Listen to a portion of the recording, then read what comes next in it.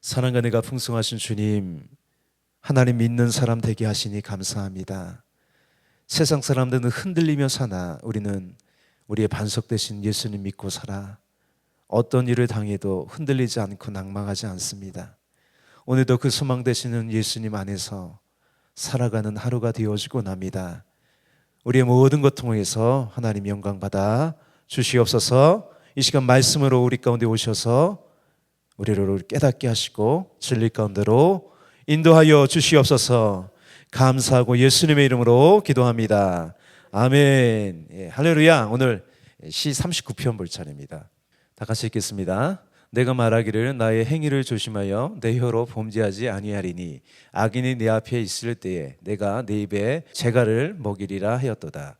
내가 잠잠하여 선한 말도 아지아니하니 나의 근심이 더하도다. 내 마음이 내 속에서 뜨거워서 작은 소리로 읊조릴 때에 불이 붙으니 나의 혀로 말하기를 여호와여 나의 종말과 연한이 언제까지인지 알게 하사 내가 나의 연약함을 알게 하소서. 주께서 나를 한 뼘 길이만큼 되게 하심에 나의 일생이 주 앞에서는 없는 것 같사오니 사람은 그가 든든히 서 있는 때에도 진실로 모두가 허사뿐이니이다. 진실로 각 사람은 그림자같이 다니고 헛된 일로 소란하며 재물을 쌓으나 누가 거들는지 알지 못하나이다. 주여 이제 내가 무엇을 바라리요 나의 소망은 주께 있나이다. 나를 모든 죄에서 건지시며 우매한 자에게서 욕을 당하지 아니하게 하소서. 내가 잠잠하고 입을 열지 아니함은 주께서 이를 행하신 까닭이니이다. 주의 징벌을 나에게서 옮기소서. 주의 손이 치심으로 내가 쇠망하였나이다. 주께서 죄악을 책망하사 사람을 징계하실 때에 그 영혼을 젖먹음 같이 소멸하게 하시니 참으로 인생이란 모두 헛될 뿐이니이다. 여호와여 나의 기도를 들으시며 나의 부르짖음에 귀를 기울이소서. 내가 눈물 흘릴 때에 잠잠하지 마옵소서. 나는 주와 함께 있는 나그네이며 나의 모든 조상들처럼 떠도나이다.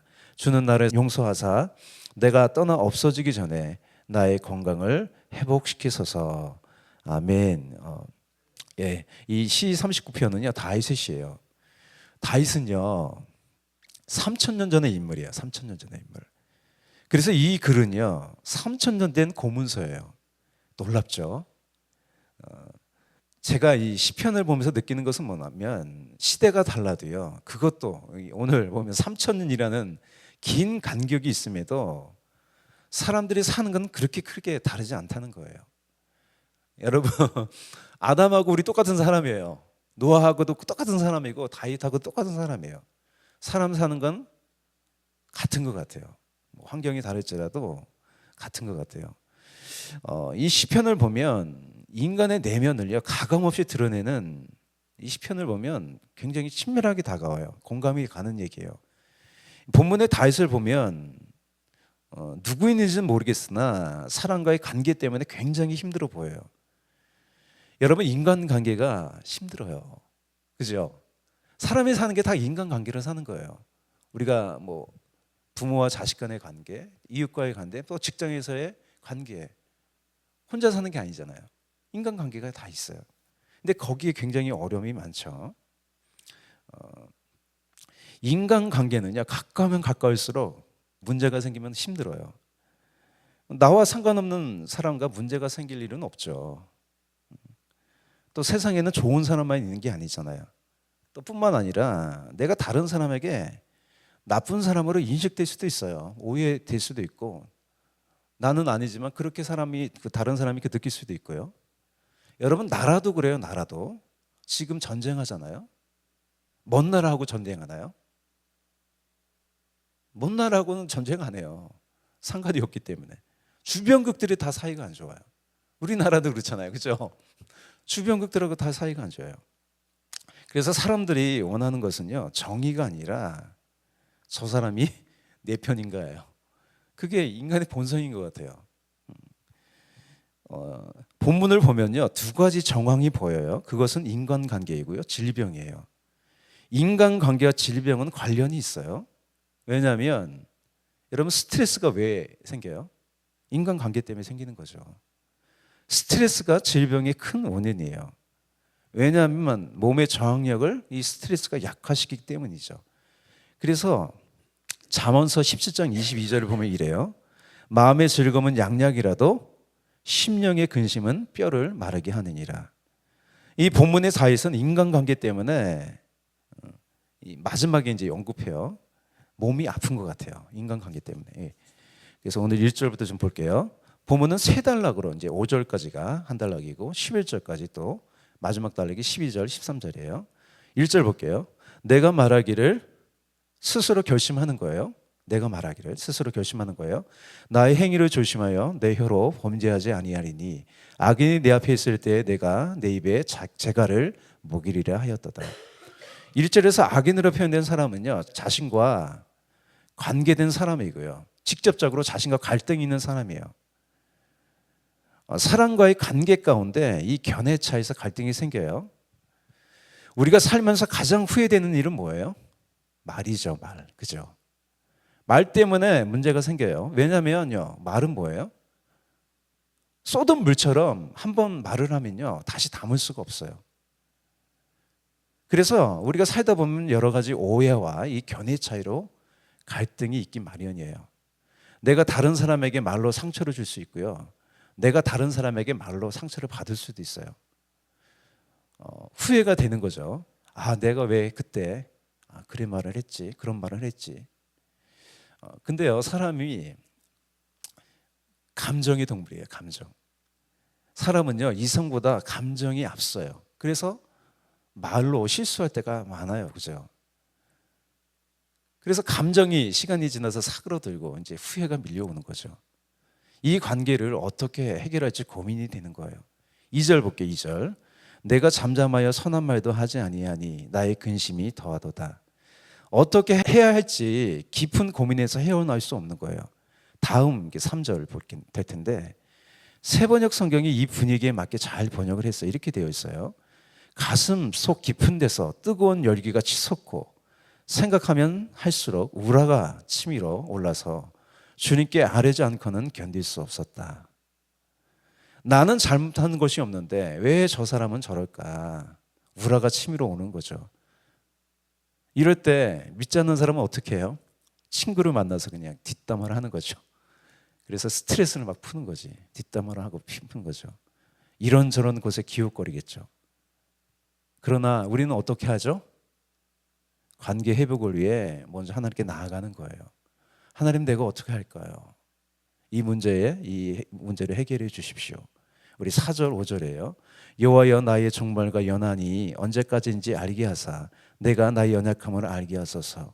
주께서 나를 한 뼘 길이만큼 되게 하시며 나의 일생이 주 앞에서 없는 것 같사오니 사람은 그가 든든히 서 있는 때에도 진실로 모두가 허사뿐이니이다. 많은 경우요, 갈등은요, 옳고 그름의 문제보다는요, 상대방을 대하는 태도에 기인하는 거예요.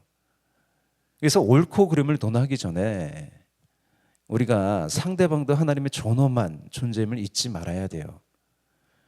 다윗은 그렇게 생각하는 거죠. 내가 교만한 말을 하지 않았나? 하나님 앞에서 자신을 살피는 거예요. 그래서 잠언에 또 이렇게 말씀하세요. 사람의 행위가 자기 보기에는 모두 깨끗하여도 여호와께서는 심령을 감찰하신다고 해요.